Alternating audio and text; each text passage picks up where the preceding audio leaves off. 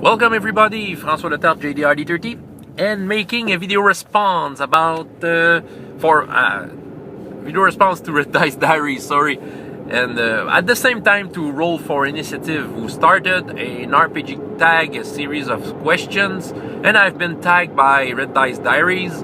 So yeah, I'm happy to respond to that. Usually I'm not a fan of those types of chains, but it's RPG related, and yeah, we love RPGs, and these are good questions, in fact. So yeah, I took the time to take some notes because at first glance it was hard to me to have an answer to all of them. So yeah, I have some answers. I will ramble a little around them. So yeah, RPG Dagger starts now. First question: what was the first system you've played? It was in 1986, August. I remember the month even. It was Advanced Dungeons and Dragons. I have a whole video about my first time playing. If I think about it, I will try to put a link below. It's on Vimeo. And yeah, I explained the whole story of how it began to me. But to make it short, it was an activity at my library. It was supposed to be an activity for fighting fantasy game books, but I was 13 back then, and I was in the age of an older group who wanted to play Advanced Dungeons and Dragons. So that's where it began for me. The whole world exploded when I discovered Advanced Dungeons and Dragons, because I was used to game books where you had an adventure with choices. But now you had limitless choices. That was a game where you could do anything you wanted, and that the whole world exploded to me. So it was the first game I've played. This campaign didn't last long, I think 3 or 4 sessions. But nevertheless, I was a game master 2 weeks after that, and it never ended since. Yeah, Advanced Dungeons & Dragons First Edition. Well, my first character, well, into that game, it was a chaotic good assassin. Well, I didn't really create it. I rolled the dice when I was asked to, but I was guided through it, and someone chose the character class for me. Because I was new, I didn't know how to create a character, so they handed me a type of character. They thought that it would be useful in the group. So I was an assassin, yeah, and I didn't have a real talent for names back then to come up with names rapidly. In fighting fantasy game books, you don't have to create a name, so I came with a name that it was a French name called Le Fou, just mean the crazy one. Yeah, but it was the silliest name I ever got to a character. After that, I made some effort to make some more flavorful names. But yeah, that was my first character. I don't remember much about him, except that when I played it, I was a sarcastic character, and I think I still is. The character I'm playing right now in The Dark Eye, 30 years later, mostly, Gruff. The Dark Eye is a sarcastic type of character. I think if there's something that comes along with every character that I have, it's the sarcasm.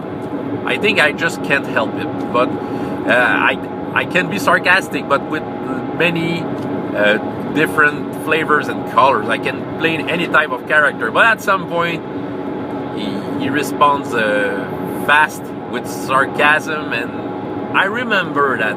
The only thing I can remember from that first character is that he had that kind of sarcasm when it came to role-playing moments. Favorite system? I had to think about it a little. If I take the one system that is my favorite, if I take the average of all the years I've played and get a game system that was my favorite through all those years, it is the D6 system, obviously. The D6 system that was made popular by Star Wars role-playing game, the version, the big version that was around in the 90s, mostly. Yeah, because Star Wars has more had more different iterations after that. It went D20 and now it's Fantasy Flight Game version. But the D6 system really had struck me. I think it's the system that opened my mind, and you know, right now it's the system that I don't use any books to run. Even, you know, the last game I ran, it was for the Dark Eyes group, but I was the game master and we didn't play Dark Eyes this week. I was asked to run a short Star Wars one-shot, and I didn't have any books. You know, I was just me with a scrap paper with some notes on it, and I was running the game. You know, I know it so much. It's my go-to game, and I always feels good. It always feels good to play it. Yes, I do have a crush on different other game systems from time to time, and that's okay. I think we have to love many game systems. You know, if I would say what my heart wants right now, it would be Advanced Fighting Fantasy, but I know that it's just for fantasy role-playing. You know, if I have to see the whole picture, yeah, maybe it would have been basic role-playing, but the D6 system really has got me.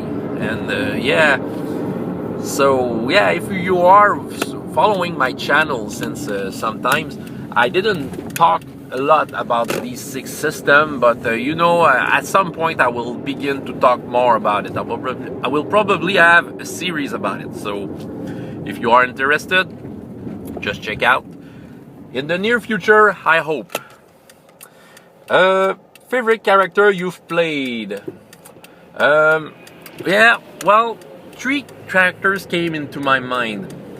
2 of them more recent. I think if I take well, one in the past, you know, I've played a farmer cleric.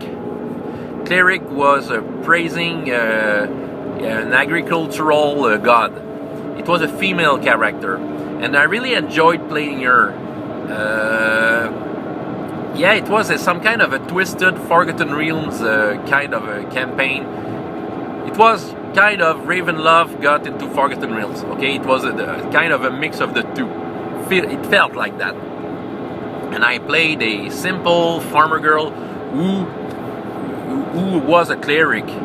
So she helped she helped the nearby farmer to have better crops, but something bad happened, and she was in some kind of a mess. And it was funny because my character was the one who was the best in combat. So I don't remember the other characters from the group, but I remember that my character had the best, you know, power when it came to combat, and she was just a farmer girl. We didn't have any barbarians or fighters or rangers or stuff like that. I was just the most competent, and she died in a strange way, but I think I will come back later with another question with that. I had a Pathfinder character called Erwin, which is a knight, and he's a very passionate one, and I really enjoy playing him. You know, I'm not a big fan of Pathfinder in a whole, but I really enjoy to play this character, and we have stopped our campaign for I don't know, in a certain amount of time, but I'm really looking forward to get back to it and get back to this character. It's a very passionate one, and kind of a douchebag with big loyalty to his sermon. Don't know if the right word, but yeah, he's a very passionate one. And yeah, I really do enjoy playing the character I have right now in the Dark Eye. I can say it's one of my favorites. It's Gruff. He's a hunter and a trapper who used to be a house builder. Okay, but he decided at some point in his life to get recluse, you know, to get himself alone in the wood. For 10 years he lived there. Once in a while he got out to the city to sell the skins from the animals he has trapped, and he got into that adventure to map out the Orkland, which is a place into the Dark High world, the Aventuria, that no one has a map of. So he was hired to help a group to map the place. And what I do enjoy about this character is we take time to do stuff into that campaign. So we take time to live the character, and I don't know, there's something about him, okay? There's something passionate too.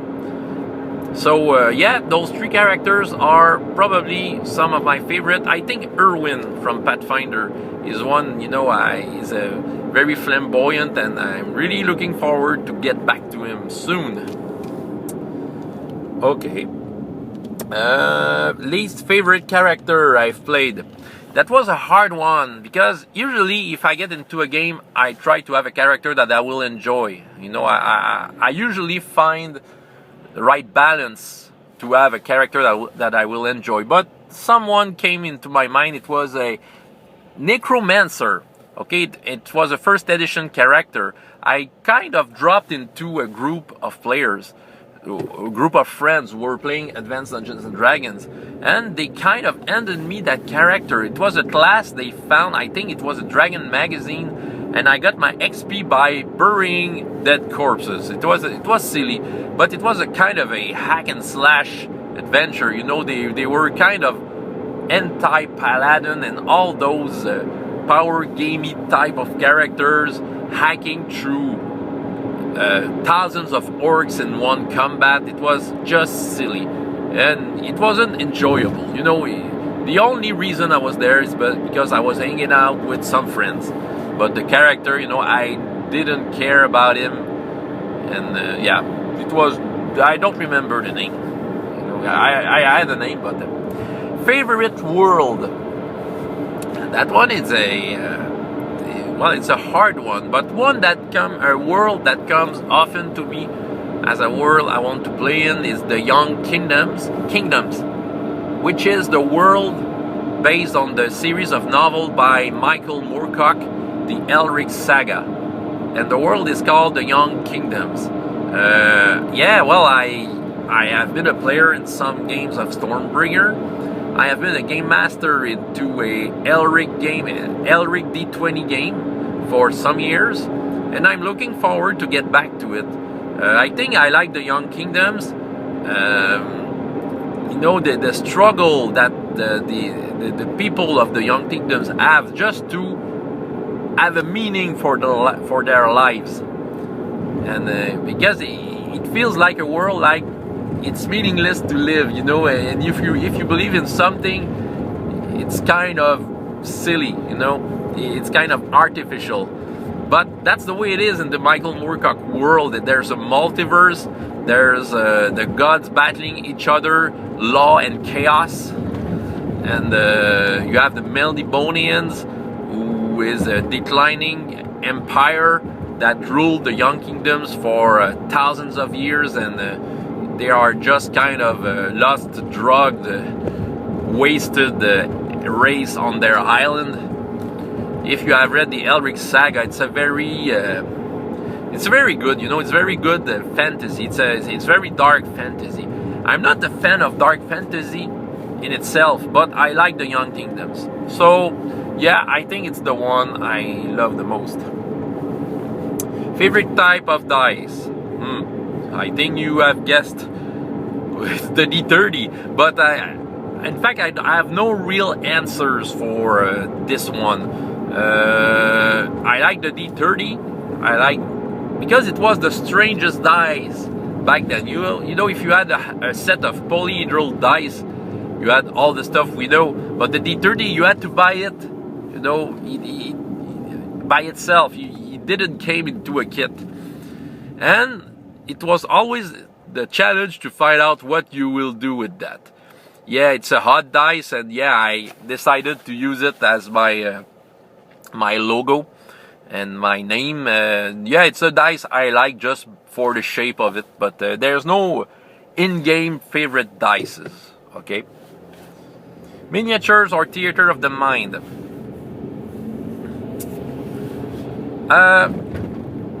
I use miniatures, but if it has minimum impact on the game, okay, it's just a visual aids. I don't use miniatures and all the five footsteps kind of rules. I used to do that when I played Dungeons and Dragons 3rd edition or even Star Wars D20, but other than that, it was just a general way to find yourself on a place. You know, I use lots of theater of the mind, but I have, you know, so once in a while a map.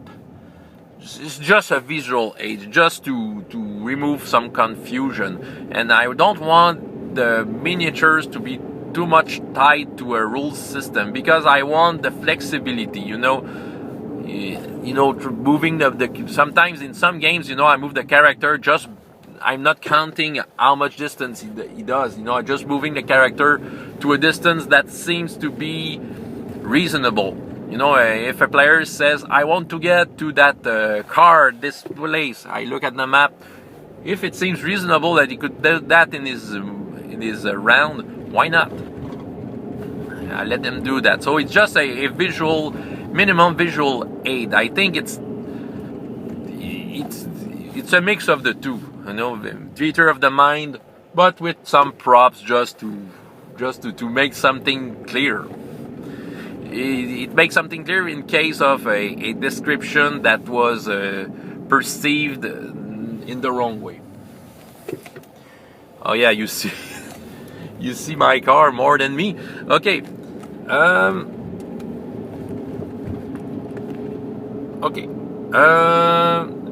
worst critical fail and glitch. I don't remember a critical fail, you know, made by a dice roll. But if I come back to that farmer girl type of character that I had, the way she died, it was kind of a glitch. It was kind of a bad decision.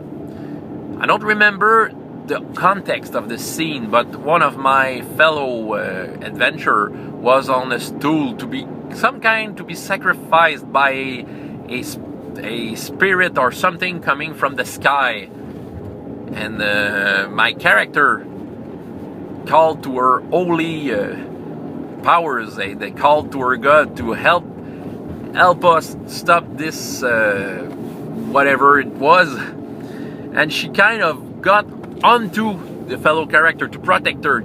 She kind of got prone over it, and the evil stuff that was coming from the sky took my character, and she kind of died there straight. I think I had to make a saving throw if it was dead. So yeah, it wasn't a good decision, and you know, I was accepting the fate. You know, it was very dramatic, but at the other end, I was a little upset because I enjoyed playing this character. So that's something I remember as a kind of a bad decision, or well, something that happened and that got really wrong. Best critical success. It was Advanced Dungeons and Dragons 2nd edition in the 90s. I played another cleric. I created a cleric that was preaching the doom and the end of the world. I created some kind of a religion. And he was very bad in combat. For some kind of reasons, every time I tried to hit with my mace, I've missed. I made critical failure. He was very bad in combat. And I remember we were on a small raft, and some kind of crocodiles were kind of attacking us, and we weren't able to get, you know, to fight them properly. And of course, my mace had a hard time hitting them.